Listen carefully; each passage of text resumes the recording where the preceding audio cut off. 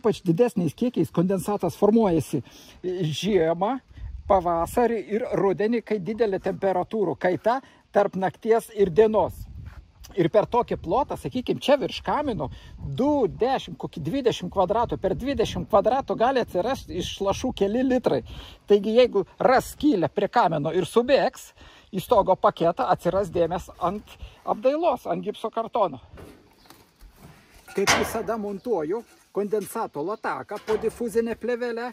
Jis bus štai čia, bet prieš tai reikia išpjauti išilginį grebėstą, kad būtų galima jį įstatyti.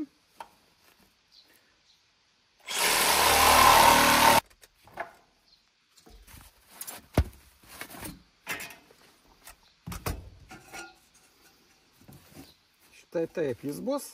Kad kokybiškai suklijuota difuzinė plėvelė prie kondensato latako parodo tolygiai ištryškusi hermetiko juosta. Taip pat kondensato latakas apsaugo stogą esant ypač ekstremaliomis oro sąlygomis, kai lietus gali pakliūti po stogo danga. Kondensato lašai, kurie formuojasi po stogo danga iš vidinės pusės, laša ant difuzinės plėvelės.